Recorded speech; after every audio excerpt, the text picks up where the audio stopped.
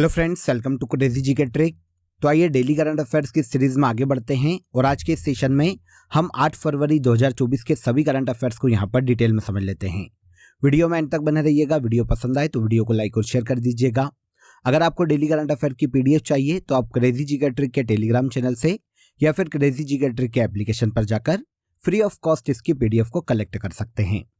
आज के current affair का सबसे पहला क्वेश्चन देखिए, जल प्रदूषण रोकथाम और नियंत्रण संशोधन विधेयक 2024 किस अधिनियम के संशोधन से संबंधित है?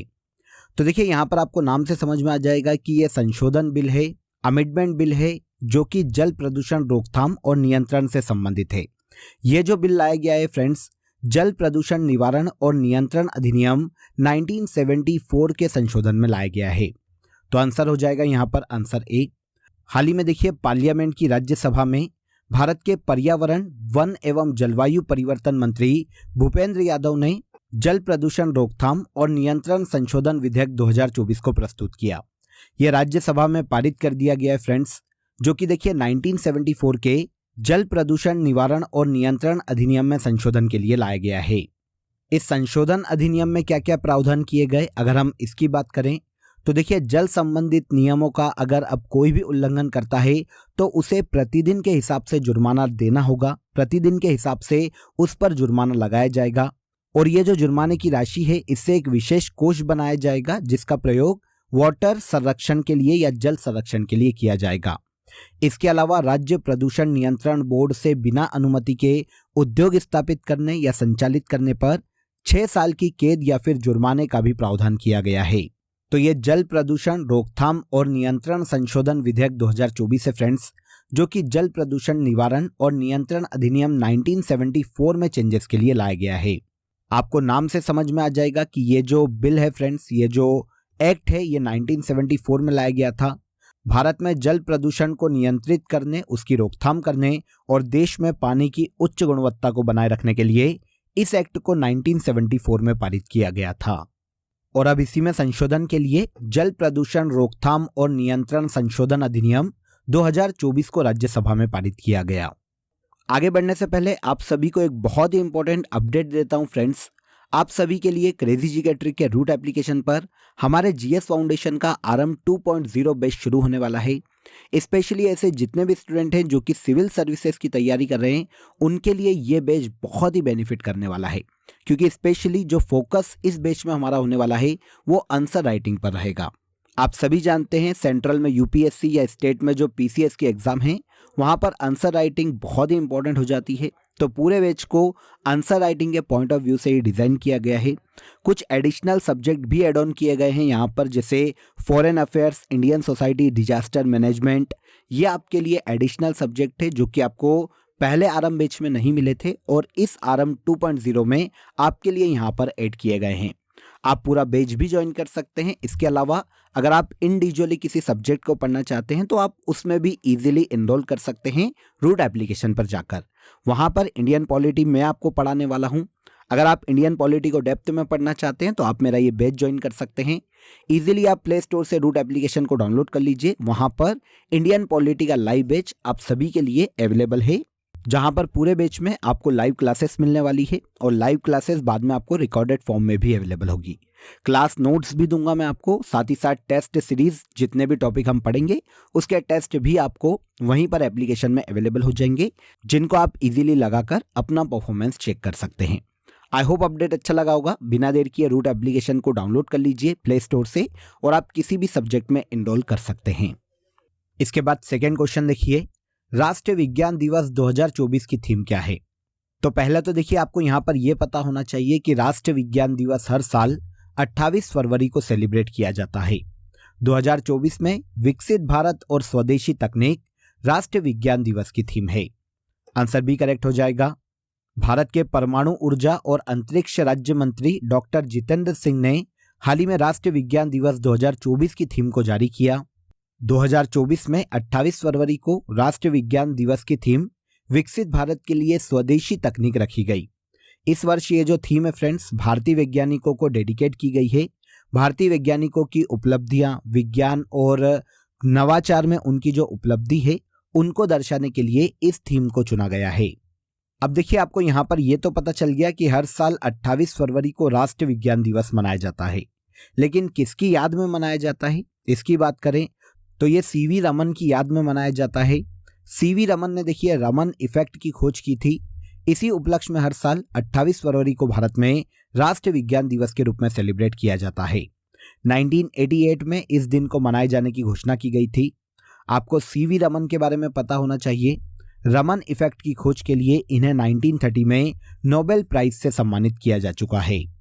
तो साइंटिस्ट सीवी रमन की याद में हर साल 28 फरवरी को राष्ट्रीय विज्ञान दिवस के रूप में सेलिब्रेट किया जाता है। विकसित भारत के लिए स्वदेशी तकनीक 2024 में राष्ट्रीय विज्ञान दिवस की थीम है। ओके, इसके बाद आइए, भारत के सबसे बड़े थिएटर फेस्टिवल का नाम क्या है? भारत के सबसे बड़े थिएटर फेस्टिवल को भारत रंग महोत्सव नाम दिया गया। हाल ही में देखिए भारत के गुजरात के कच्छ में इसकी शुरुआत की गई है। यह भारत का सबसे बड़ा थिएटर फेस्टिवल है। नाम क्या है? भारत रंग महोत्सव। इसका आयोजन 21 दिनों तक किया जाता है। मतलब 21 दिनों तक चलने वाला ये एक कल्चरल इवेंट है फ्रेंड्स। 150 से अधिक नाटक या कार्यशालाएं या फिर प्रदर्शनियों को लगाया जाता है पूरे महोत्सव में। इस साल 2024 में भारत के 15 अलग अलग शहरों में इसका आयोजन किया जाएगा। गुजरात में शुरू हुआ है। महाकवि भवभूति के उत्तम रामचरित्रम नाटक के द्वारा इसकी शुरुआत की गई है। तो भारत का सबसे बड़ा थिएटर फेस्टिवल है भारत रंग महोत्सव, जिसका आयोजन गुजरात के कच्छ में किया जा रहा है। इस थिएटर फेस्टिवल की शुरुआत 1999 में राष्ट्रीय नाट्य विद्यालय के द्वारा की गई थी, जो कि नई दिल्ली स्थित एक संस्था है। यमन देश के नए प्रधानमंत्री के रूप में किसे नियुक्त किया गया? तो अहमद अवद बिन मुबारक हाल ही में यमन के नए पीएम के रूप में नियुक्त किए गए। आंसर सी करेक्ट हो जाएगा। अहमद अवद बिन मुबारक के पहले यमन के प्रधानमंत्री के पद पर माइन अब्दुल मलिक सईद थे। अब इनके कार्यकाल के पूरा होने के बाद अहमद अवद बिन मुबारक यमन के नए पीएम के रूप में नियुक्त किए गए। यमन की बात करें तो यह मध्य पूर्व एशियाई देश है फ्रेंड्स, जिसकी कैपिटल सना है। अहमद अवद बिन मुबारक यमन देश के नए पीएम के रूप में हाल ही में नियुक्त किए गए हैं। यहां पर देखिए एक और नियुक्ति आपको पता होना चाहिए। हाल ही में अल साल्वाडोर के नए प्रेसिडेंट के रूप में नायब बुकेले को नियुक्त किया गया। अल साल्वाडोर की बात करें तो यह सेंट्रल अमेरिका में स्थित एक देश है फ्रेंड्स, जिसके नए प्रेसिडेंट हाल ही में नायब बुकेले नियुक्त किए गए हैं। नेक्स्ट क्वेश्चन देखिए, हाल ही में इलेक्ट्रिसिटी 2024 रिपोर्ट किसने प्रकाशित की?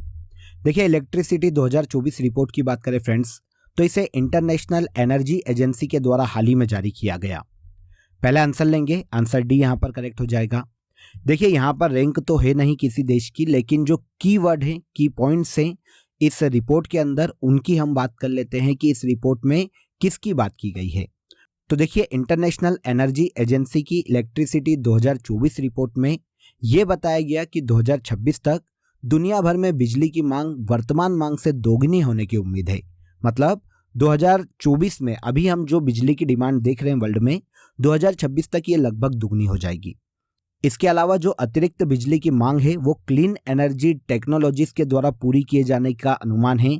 शायद ऐसा हो सकता है कि हम क्लीन एनर्जी टेक्नोलॉजीज से हमारी इलेक्ट्रिसिटी की डिमांड को पूरा कर ले। 2025 तक कुल विद्युत उत्पादन में जो क्लीन एनर्जी का योगदान है वो लगभग 1/3 तक हो सकता है। तो ये सभी की पॉइंट्स से इलेक्ट्रिसिटी 2024 रिपोर्ट की, जिसे जारी किया गया इंटरनेशनल एनर्जी एजेंसी के द्वारा। इस एजेंसी की बात करें, इस संस्था की बात करें तो ये एक अंतर्राष्ट्रीय संगठन है जो पूरे वर्ल्ड में ऊर्जा सुरक्षा सुनिश्चित करने के लिए और पूरे वर्ल्ड में क्लीन एनर्जी के प्रति जागरूकता लाने के लिए काम करने वाली संस्था है। इस संस्था की स्थापना 1974 में की गई थी। फ्रांस के पेरिस में इसका हेडक्वार्टर है और डॉक्टर फती बिरोल वर्तमान में इस संस्था के एग्जीक्यूटिव डायरेक्टर के पद पर हैं। इलेक्ट्रिसिटी 2024 रिपोर्ट को इंटरनेशनल एनर्जी एजेंसी के द्वारा हाल ही में जारी किया गया। देखिए फ्रेंड्स, आप सभी के लिए हमारे करंट अफेयर की ईयरली ई बुक शंखनाद आपके लिए अवेलेबल है। पूरे फरवरी तक अपडेटेड ये बुक आपको मिलने वाली है, जहां पर बजट 2024 भी इंक्लूड है। अयोध्या के राम मंदिर की प्राण प्रतिष्ठा से संबंधित जो क्वेश्चन है वो भी यहाँ पर इंक्लूड किए गए हैं। तो आप अगर हार्ड कॉपी ऑर्डर करना चाहते हैं तो आपको डिस्क्रिप्शन में लिंक दी गई है, वहां पर जाकर आप बुक को ऑर्डर कर लीजिए, डायरेक्ट बुक आपके घर आ जाएगी। और अगर आप ई बुक ज्वाइन करना चाहते हैं तो आपको रूट एप्लीकेशन पर और इसके अलावा क्रेजी जीके ट्रिक एप्लीकेशन पर ईयरली करंट अफेयर शंखनाद की ई बुक भी अवेलेबल है। आप इजीली दोनों सोर्सेज से जाकर बुक भी ऑर्डर कर सकते हैं और ई बुक भी ऑर्डर कर सकते हैं। इसके बाद साहित्यकार फारूक नाजकी का निधन हो गया। इन्हें किस वर्ष साहित्य अकादमी पुरस्कार से सम्मानित किया गया? तो देखिए, पहले यह समझिए कि ये किस भाषा के साहित्यकार हैं। तो साहित्यकार फारूक नाजकी कश्मीरी भाषा के एक प्रसिद्ध साहित्यकार हैं। इन्हें साहित्य अकादमी पुरस्कार दिया गया था 1995 में। आंसर ए हो जाएगा। इनकी कश्मीरी भाषा में एक कविता संग्रह है जिसका नाम है नारहेन्यून कजल वनस। इसके लिए इन्हें 1995 में साहित्य अकादमी पुरस्कार से सम्मानित किया गया था। हाल ही में लंबी बीमारी के बाद कश्मीरी साहित्यकार फारूक नाजकी का लंबी बीमारी के बाद निधन हो गया। अब देखिए, हाल ही में जो अन्य निधन हुए हैं जो कि एग्जाम में पूछे जा सकते हैं, उनको भी यहाँ पर एक बार हम नजर डाल लेते हैं। देखिए, डॉक्टर प्रभा अत्रे किराना घराने की भारतीय शास्त्रीय संगीत गायिका थी ये। मुनव्वर राणा की बात करें तो ये मशहूर उर्दू शायर हैं। वेद प्रकाश नंदा की बात करें तो ये भारतीय अमेरिकी कानूनी शिक्षाविद है फ्रेंड्स। उस्ताद राशिद खान की बात करें तो ये रामपुर सहसवान घराने के शास्त्रीय संगीतकार हैं। और जर्मन फुटबॉलर फ्रांज बेकनबाउर का भी हाल ही में निधन हो गया था। जर्मनी के काफ़ी फेमस फुटबॉलर है। इन सभी को याद रखिएगा, ये हाल ही में हुए बहुत ही महत्वपूर्ण निधन हैं जो कि एग्जाम में हमसे पूछे जा सकते हैं। नेक्स्ट क्वेश्चन, भारत म्यांमार सीमा की लंबाई कितनी है जिस पर भारत सरकार बाण लगाने की योजना बना रही है? तो देखिए, पहले बाण का अर्थ समझे तो तारबंदी कर देना। मतलब कोई भी अगर तारबंदी की जाती है तो कोई भी एक तरफ से दूसरी तरफ तक आ जा नहीं पाएगा। ये बाणबंदी होती है या फिर तारबंदी भी बोला जाता है कहीं कहीं। अब भारत और म्यांमार की सीमा पर भारत के जो होम मिनिस्टर है अमित शाह, उन्होंने बाण लगाने का फैसला किया है, बाणबंदी करने का फैसला किया है हाल ही में। भारत म्यांमार सीमा की बात करें फ्रेंड्स तो ये 1643 किलोमीटर लंबी है। आंसर ए करेक्ट हो जाएगा। 1643 किलोमीटर लंबी भारत और म्यांमार की सीमा पर भारत के गृह मंत्री अमित शाह ने सुरक्षा को मजबूत करने के उद्देश्य से बाणबंदी करने का फैसला किया है। भारत और म्यांमार की सीमा जब साझा होती है तो ऐसा भी क्वेश्चन आता है कि कितने भारतीय राज्य या कौन से भारतीय राज्य म्यांमार से अपनी सीमा साझा करते हैं? तो देखिए, भारतीय राज्य अरुणाचल प्रदेश, मणिपुर, नागालैंड, मिजोरम, ये 4 भारतीय राज्य ऐसे हैं जो कि म्यांमार से अपनी सीमा साझा करते हैं।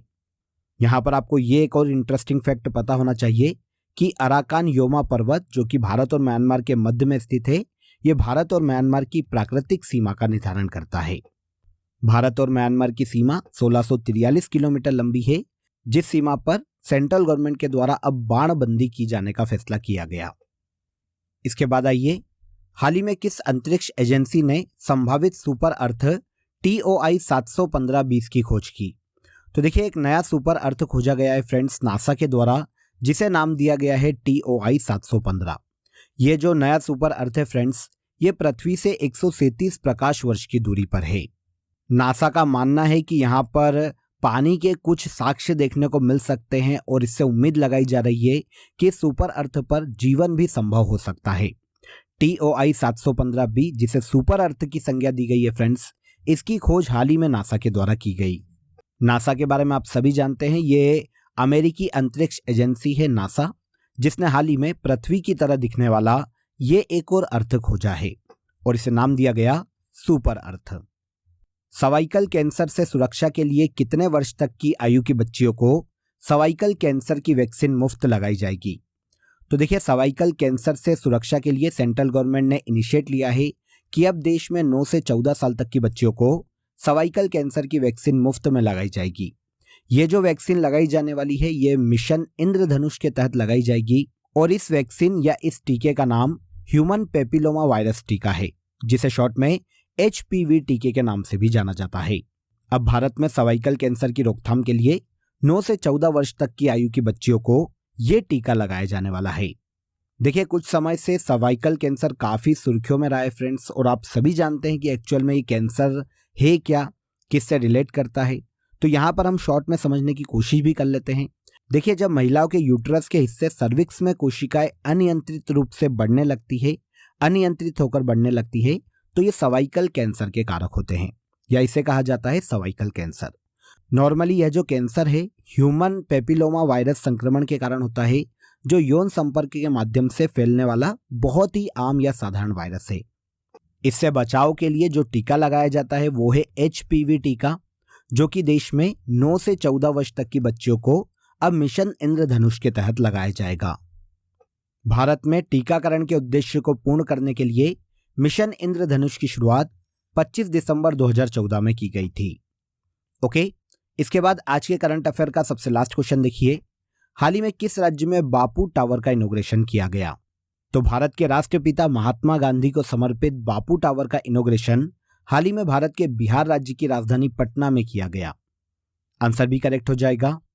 बिहार के पटना में स्थापित बापू टावर की ऊंचाई 120 फीट है फ्रेंड्स, जहां पर महात्मा गांधी से जुड़ी हुई जितनी भी कहानियां हैं, जितनी भी उनसे जुड़ी हुई चीजें हैं, उनका प्रदर्शन किया जाने वाला है। तो ये बापू टावर स्थापित किया गया बिहार की राजधानी पटना में। क्लियर? तो यहां पर देखिए हमने 8 फरवरी के सभी करंट अफेयर्स को डिटेल में समझ लिया। अब आ जाइए आज की फैक्ट शीट में आगे बढ़ते हैं और अगस्त मंथ के सभी वन लाइनर करंट अफेयर को एक एक करके हम यहां पर आगे लेकर चलते हैं।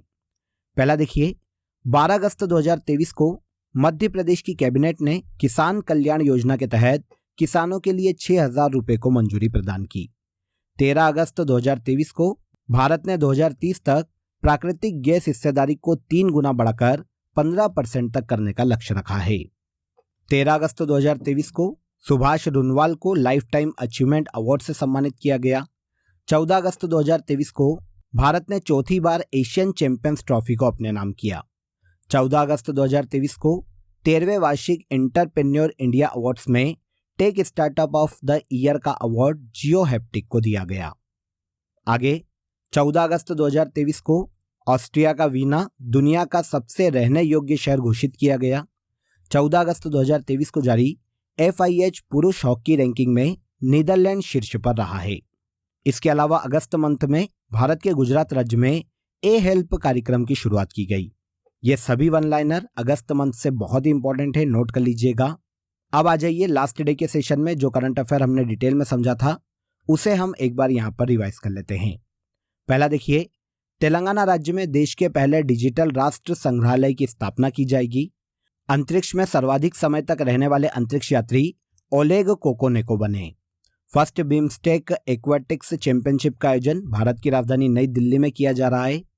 ब्रांड गार्जियनशिप इंडेक्स 2024 में मुकेश अंबानी को ग्लोबल लेवल पर दूसरी रैंक प्रदान की गई।